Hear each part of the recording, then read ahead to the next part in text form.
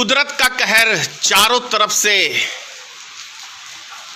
देशवासियों के ऊपर कहर बन के टूट रहा है। अभी आपने देखा होगा बंगाल में अभी और उड़ीसा में भयानक तूफान जो बिहार को भी चपेट में ले लिया है। 4-5 दिन पहले अभी आपने देखा महाराष्ट्र और गुजरात का बुरा हाल, और ऊपर से इस अत्याचारी प्रधानमंत्री का प्रकोप पूरे देश की जनता के ऊपर कोरोना वायरस के रूप में, क्योंकि नरेंद्र मोदी एक खुद ही वायरस है। ये जीने नहीं देना चाहता किसी देशवासियों को।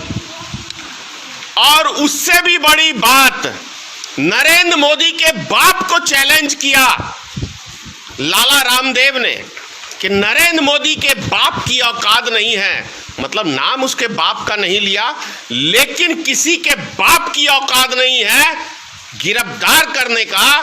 तो ये गिरफ्तार करने का हक तो सिर्फ सरकार के पास होता है। तो लाला रामदेव ने खुली चुनौती नरेंद्र मोदी को दी।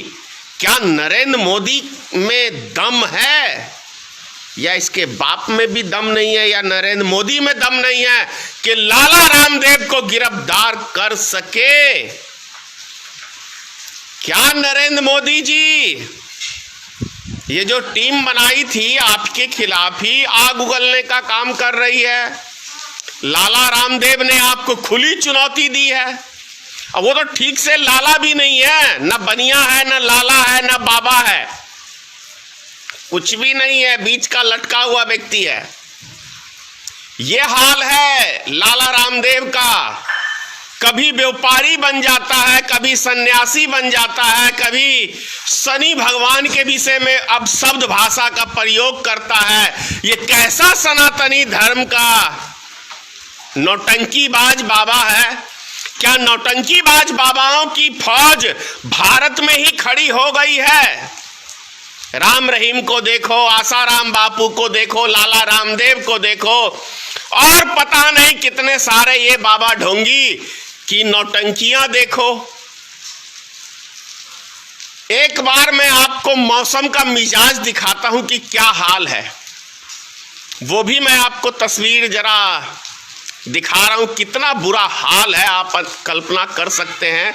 आंधी तूफान बारिश सभी चीजें एक हिसाब से बर्बादी तबाही पूरे देश के नागरिकों के लिए चारों तरफ से। और कुदरत क्यों नहीं बिगड़ेगा जब ऐसे ऐसे पाखंडी बाबा हमारे देश में जन्म लेंगे, ऐसे ऐसे पाखंडी प्रधानमंत्री हमारे देश में जन्म लेंगे जो झूठ की खेती के ऊपर सारा संसार चलाना चाहते हैं, तो कुदरत तो नाराज होगा ही होगा। और जब कुदरत नाराज होगा तो देश की जनता ही भुगतेगी ना राजा के कुकर्मों। जो राजा कुकर्म करता है, राजा गलती करता है, तो देश की प्रजा ही भुगतती है। यह इतिहास है, ऐतिहासिक बात ही बोल रहा हूं मैंने नहीं कहा, ये इतिहास में दर्ज है कि राजा के किए हुए कुकर्मों का दंड देश की जनता भुगतती है। तो हमारा राजा एक कुकर्मी है, अधर्मी है, जो जीवन में कभी सच नहीं बोला, किसी से सच नहीं बोला, किसी को लेके साथ नहीं चला, ना माँ का हुआ, ना बाप का हुआ, ना घरवाली का हुआ, ना इस देश के नागरिक का हुआ। लाला रामदेव ने खुली चुनौती नरेंद्र मोदी को दी है। क्या देश के प्रधानमंत्री में दम है कि लाला रामदेव को अरेस्ट कर सके? किसी के बाप की औकात नहीं है कि लाला रामदेव को अरेस्ट कर सके। किसी के बाप की औकात नहीं है, तो मतलब देश के प्रधानमंत्री के बाप की भी औकात नहीं है। भाई आम आदमी तो उसको अरेस्ट कर नहीं सकता, प्रशासन और क्या कहते हैं सरकार की ही पावर है अरेस्ट करने का। तो लाला रामदेव ने इस सरकार को खुली चुनौती, और वो भी उसके बाप को बोला है कि किसी के बाप की औकात नहीं, यानी नरेंद्र मोदी के बाप की औकात नहीं है कि लाला रामदेव को अरेस्ट कर सके। क्या नरेंद्र मोदी जी औकात है लाला रामदेव को अरेस्ट करने का? सोच लो लाला रामदेव काफी फंडिंग करता है आपको चुनाव जितवाने में, तभी तो चैलेंज ठोक रहा है। याद है ना हरियाणा का वो वीडियो, राजस्थान का वो वीडियो, ये वीडियो माफ करना, चले अरे बावले हो क्या, मंच पे लेन देन की बातें नहीं करते। काला धन पहुंचाने वाला तो लाला रामदेव ही है चुनाव के टाइम के अंदर।